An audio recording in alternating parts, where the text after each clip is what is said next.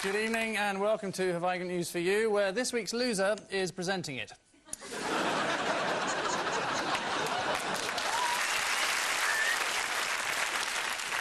Yes, the words pot, kettle and smug get in for a long overdue kicking spring to mind. Elsewhere in the news this week, training in the heat of South Korea, England players question the wisdom of their sponsorship deal with Bacofoil.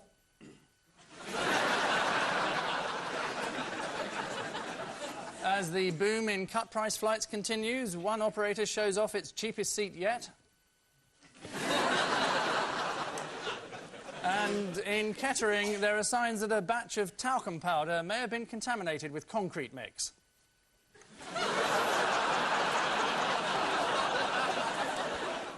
On Ian Hislop's team, a comedian whose TV series Are You Dave Gorman tells of his worldwide search to find other Dave Gormans who share his name by going up to people and asking, "Are you Dave Gorman?" Please welcome Dave Gorman.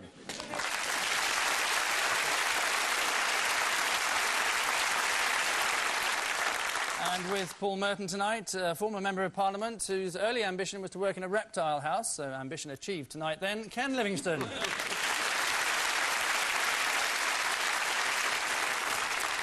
And so for the reassuring comfort of starting with round one, Ian and Dave. Prime Minister with Tony Blair. Lord Levy, fundraiser. The Beckhams having a new extension built. Oh, there's a man having his chips. Trying to join the Labour Party, probably. That's Ken. I think this is a thing about party funding. This has been one story of the week, isn't it? But the one I'm really interested in, Angus, is...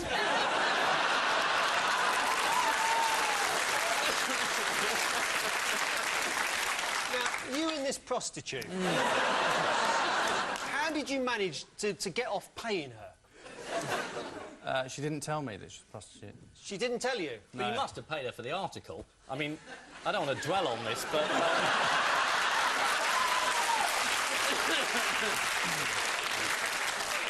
He made me groan all night. Yeah, what are you doing? Reading the autocue? Angus was the best lover I've ever had, and you didn't pay her. This is just unbelievable. We could have kept going till breakfast. What are you doing? Talking about football? I suppose you didn't know where to put your face, really, once you'd heard the story. Or did you just take it on the chin? Right.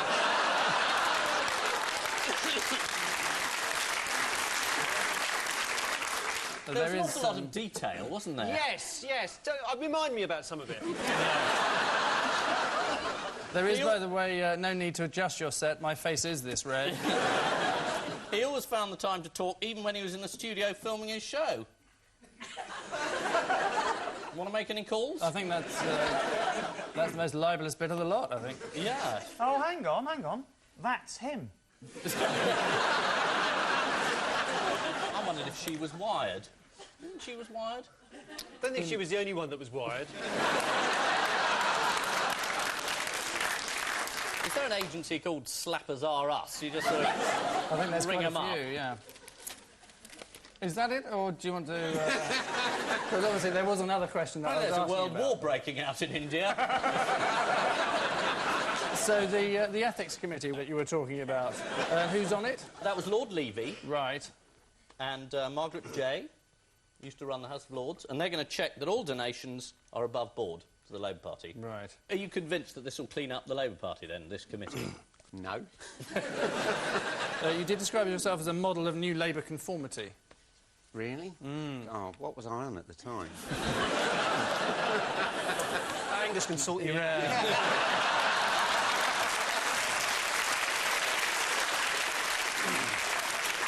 I want to see the £20 note, because there's no way you've spent it in the last week. Didn't bring it with me, unfortunately. Sorry. It's a lovely image, that, isn't it? Yes. Well, why... Shall I quit while I'm down? This is Labour's new ethics committee. It isn't really. We're talking about a completely different story, but it was Labour's new ethics committee which will vet all donations over £5,000 to the party. One of Labour's most controversial donors was porn baron Richard Desmond. The Times recently printed a full list of Mr Desmond's publications, which include Big Girls, Mega Boobs, Big Runs International and The Very Best of Whoppers, which is also published under the title Stephen Byers' Autobiography. Oh, it could be a list that you have for room service.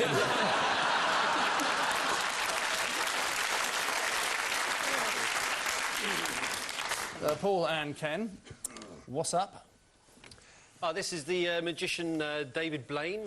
This is him in New York, isn't it? He stood on top of a pillar without moving, and then at the end of it, even with cardboard boxes underneath, that's a hell of a way to drop. What did he do about his natural bodily functions up there for 48 Well, hours? oddly enough, I was going to ask you that very same question. You did see the answer in the footage. Oh, he had a tube. He did. It went right up his trouser leg. Did the people underneath know he had a tube? I think it went into a little bag. Really?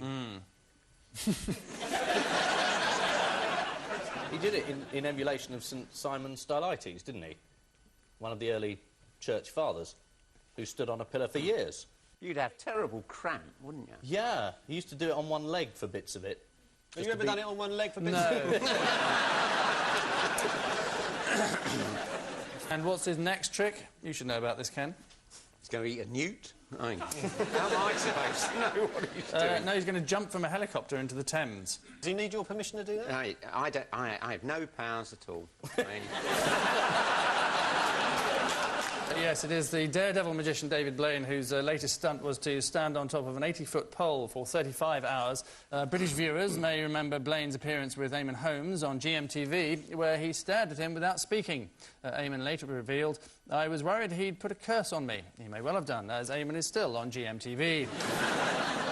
Ian and Dave, your incredible journey. A lot of people playing I Spy. That's John Burt. That's where there's going to be another motorway next to the motorway. Yep, this is Bert's idea. Yes. He's been employed by the government to do blue sky thinking, to really think things through. So he's come up with an idea that we'll have motorways in duplicate, right next to each other. Yes, I haven't actually quite worked out how to collect the tolls. All you have to do, if you're really desperate for the money, you just put a toll booth down like it's all over America. I can't see why it's a problem. We're not doing that in London because, I mean, people mostly knock them over. But then, we're only charging people who don't vote for me anyhow, so it's no problem.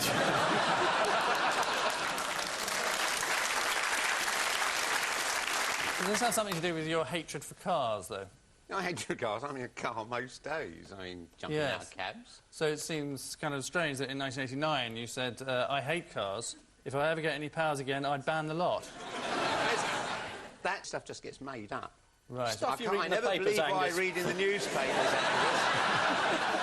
Right, no, I believe you. In 1980... And didn't you spend £6,000 on taxis in the last year? No, I spent £2,000 on taxis. And you spent £103 on a taxi for Helen Mirren. Well, that was just a mistake. No one. Do you know what a mistake is, Angus? Have you heard of that? I'm going to give worse uses of public money, really. Yeah. Give me time. Yeah. This is Lord Bert's proposed system of new toll roads. The scheme in...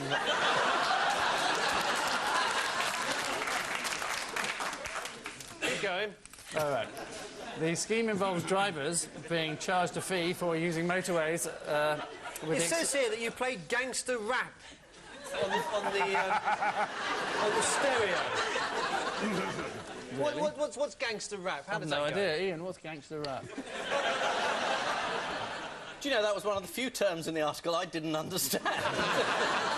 Dave, you're young. What's gangster rap? I haven't got the faintest idea. We haven't got the faintest idea. Really? But No. I didn't put it on my stereo and you did. Oh, well, there we are. The scheme involves... Just because it's gone down there, I don't think it's going to work. Looking forward to its re-emergence. The scheme involves drivers being charged a fee for using motorways, with the exception of the M25, where it'll be pay and display. Really? You didn't do the pay bit, did you? No. The idea... I'm surprised you had a nerve to turn up this week, really. You knew it was going to be like this. Well, I did, yes, because of you two. Yes, in a way, it's our fault, isn't it?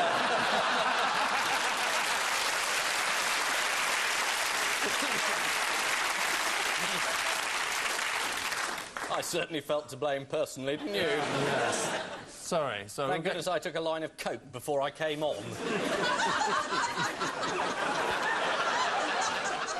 This idea, the idea we were talking about, will mean yet more work for Transport Secretary... You don't think any of this stuff's going to be used, do you? Nobody gives a damn about Stephen Byers this week, Transport Secretary, well, nobody cares. Yes. Well, I'm learning that slowly, yes. This must be one of those days when Stephen Byers could have leaked some more news.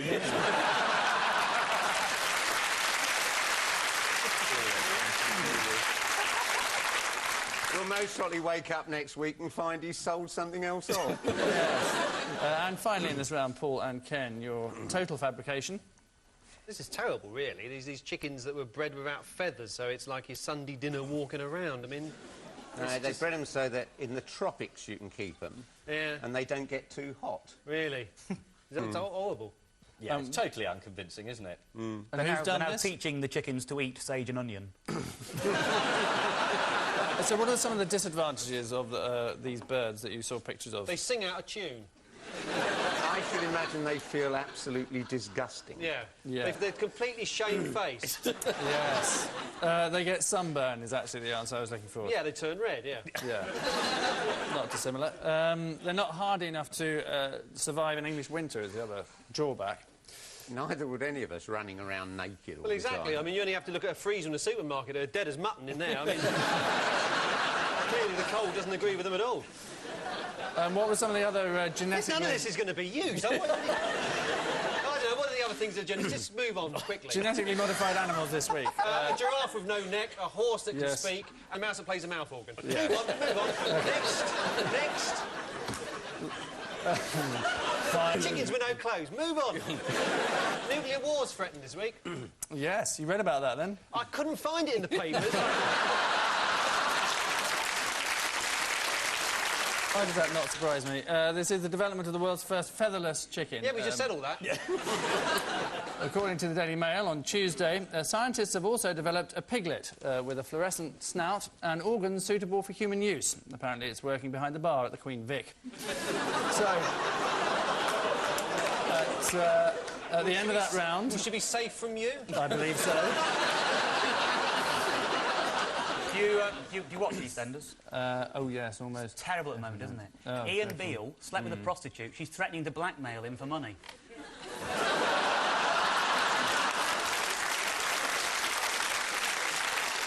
So just not as lifelike as they used to be. never happened in real life. In real life. No, it's true. So at the end of that round, the scores, you'll be delighted to know, are like the number of players in a full England squad practice match these days, 4-a-side.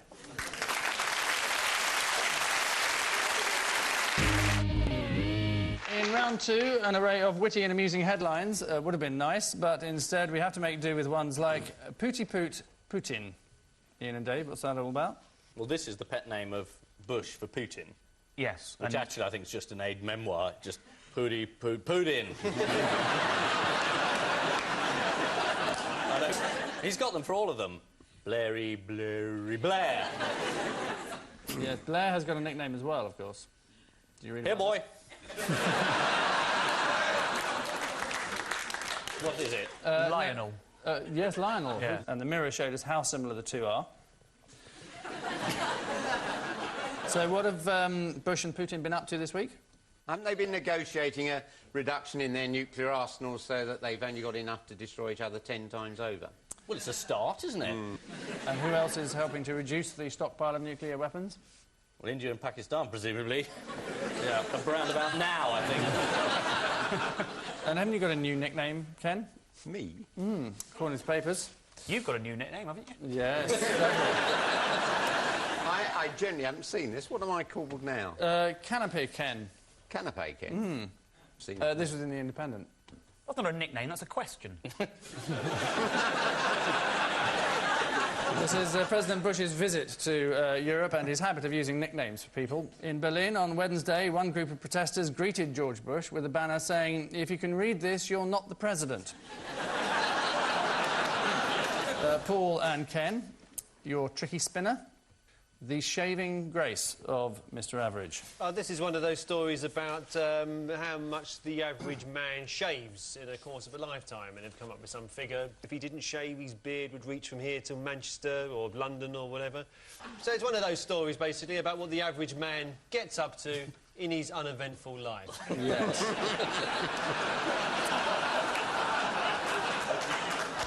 What were the other fascinating facts? It also said the average man has sex twice a week, which with people like you around means that a lot of people getting nothing. There were things like his final meal before exexecution. Yes, he wants a steak. Curiously. The average man Is the average man being executed? Gosh, I knew Plunkett was cracking down. And 97% know who Mr. Blair is. 77% know who you are, apparently. Which is not bad. That might go factor. up when they start paying the congestion charge, I think. But you came second in a popularity poll, didn't you? Yes, to the Pope, but it was a long time ago. Did you feel, you know, Well, it was slightly quite aggrieved? interesting. It was that Today Man of the Year thing. And it was 1982, and I was being pilloried in the press, hate mail coming in. I turned on the radio, I'm second to the Pope. You know. What I did thought that tell you? Not to believe what crap I read in the papers. Didn't you think... In all cases, or...? Pretty much, I think, yeah. So it's not true, any of it? The basic traits. Is that what you're saying? It's not true? Is that what you're saying? Sorry. It's not true, that's what you're saying? Elements are true, elements are untrue. There was an elephant in there?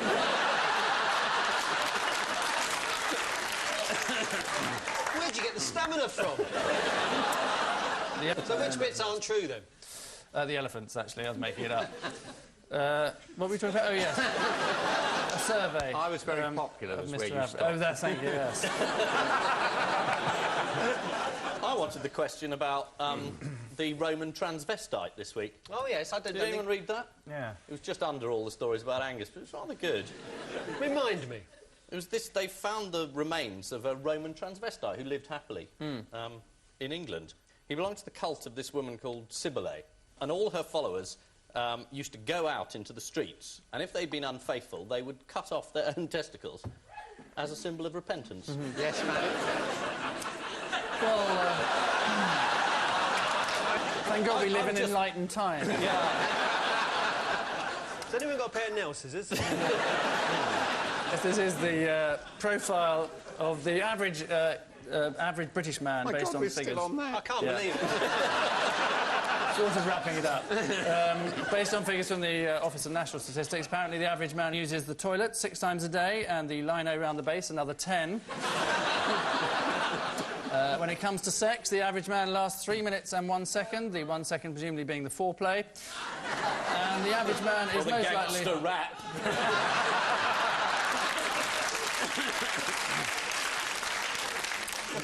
And the average man is most likely to have a heart attack on a Monday, especially if he's just seen the tabloids.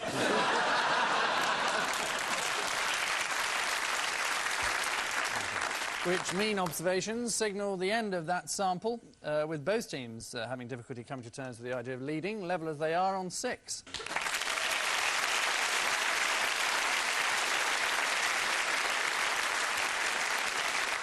And so to the almost over-familiarity of our odd one out round, Paul and Ken, your international superheroes, Mike Tyson, Walt Disney, Suleiman the Magnificent, and Ken Livingstone.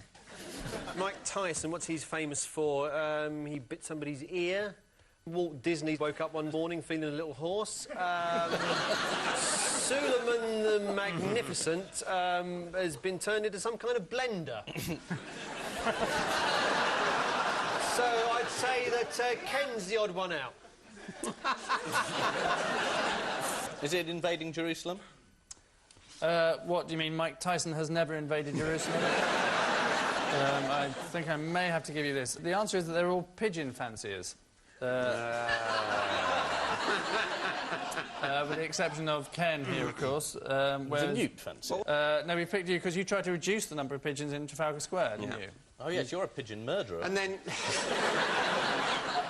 I have to say, I had a letter saying that I was the most evil human being since Adolf Hitler, which I thought was slightly over the top myself. Yes. Yeah, particularly when it was signed Tony Blair. Do you deny that you're a pigeon hater, then? There are worse things. The answer is that they're all pigeon fanciers, with the exception of Ken Livingstone. Many pigeon fanciers point to the heroic deeds which the birds performed in wartime. According to one expert, in order to bring crucial messages back from the trenches, pigeons were parachuted behind enemy lines. Obviously in the days before they could fly. Ian and Dave, Clint Eastwood, Jerry Springer, Sonny Bono and Ken Livingstone. 3 of them are appearing on Jerry Springer's show in a My Lover Isn't Human. Is it a mayor question? It might have to do with mayors, certainly, yes. I think they're all mayors, because Clint Eastwood was the mayor of Carmel. Jerry Springer was a mayor of somewhere or other. Sonny Bono was a mayor. And Ken was sort of a mayor, really. One of them was thrown out. Was Jerry Springer thrown out of being a mayor? Jerry Springer slept with a prostitute, but he did pay her. But he paid by cheque, and so he was found out. If Sonny Bono wasn't a mayor, he was elected to Congress. No, I'm going to have to tell you this. The answer is that they're all mayors who've sung on record, except Ken Livingstone, who does appear on Blur's Ernal Same, but as narrator. Which I'm sure we're about to hear, aren't we? I'm afraid we are. But, Clint Eastwood. Oh, how embarrassing to drag something like that up. Yes. We can hear it now. And same awoke in the same dream, in the same bed at the same time. I'm very pleased the way my backing group have done so well. So Jerry Springer, I'm afraid, yes, he was mayor of Cincinnati and did actually record an album called Dr. Talk. Jerry Springer's show thrives on sordid revelations and confessions about personal misdemeanours. OK, that's enough of that one. Sonny Bono died in a skiing accident when he crashed into a tree. Clint Eastwood appeared in the musical Paint Your Wagon and sang the song I Talk to the Trees, which apparently included the line, look out, Sonny Bono's coming. All of which CD entertainment means at the end of this song and dance, they're still neck and neck, all having 6.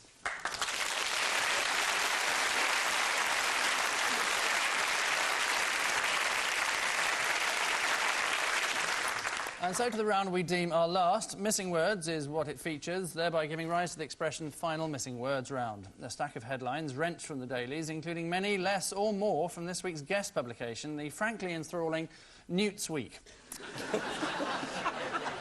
An American publication featuring all the news from across the pond.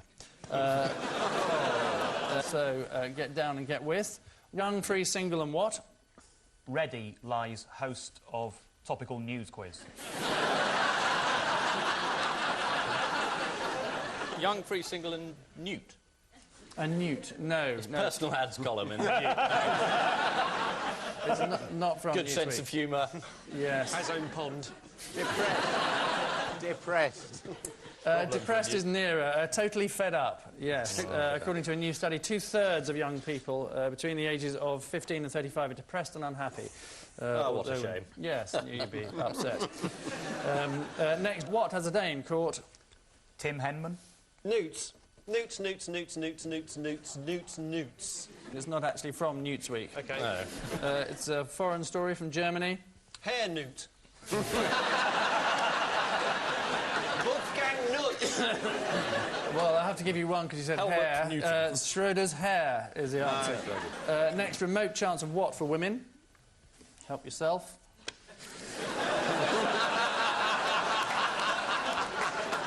Is that what you said? You've when said you that lay down? before, haven't you?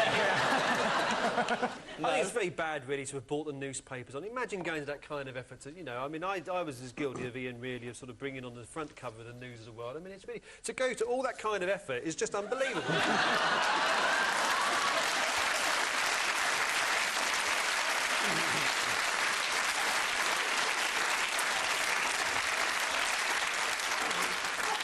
is the wrong answer. They're available in cream as well. Are they?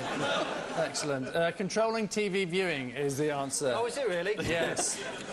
It's men who hold on to the remote control in households, according to scientists. Oh, really? Yes, that was the answer to the question. Was it? Yes. According to a neuropsychologist at Maudsley Hospital... You can't look me in the eye now, can you? If I look you in the eye, that's all right. Yeah. The only answer is to hide it, apparently, according to... Really? Yes. Neuropsychologist said that. Did he? Yeah. Next, I what last week? Why did I bother? Book a hotel room?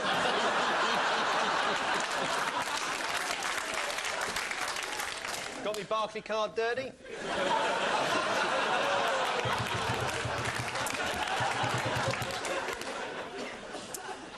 Hired a PR man. Yeah, you must be paying him a fortune. Thank goodness he's kept you out the press. I made a speech, is the answer. Next, what? A rich source of vitamins? It's too easy.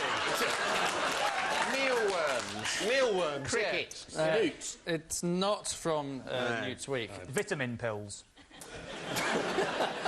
No, even more extraordinary. Your tights.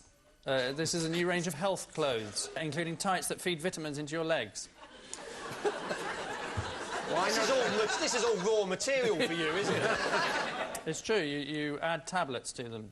Do you? Yes. And finally, Greek frogs get what? Newt's sent to them specially to Athens so they don't have to bother coming over here for them. Dual nationality passports. This is, in fact, Italian leader's goat. This is actually a Greek play entitled The Frogs, and not an unpleasant Oh, racist Aristophanes' reference. The Frogs. Exactly. Oh. That one that you know oh so well. It's very good, the Frogs. Is it? Tell us about it. No, haven't got time, sorry. All right, I'll tell you another story I know quite well. OK.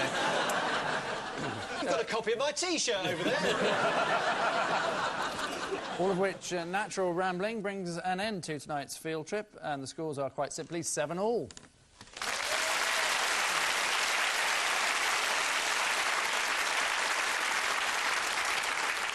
On which conclusive note, we say thank you to our panellists, Ian Hislop and Dave Gorman, Paul Merton and Ken Livingstone. And I leave you with news that there's relief all round as EasyJet's new super economy flight touches down in Calcutta. Filming is cancelled on the title sequence of Hawaii Five-0 the movie after someone steals the canoe. And there are suspicions in Gaza that Yasser Arafat may have gone into hiding. Good night.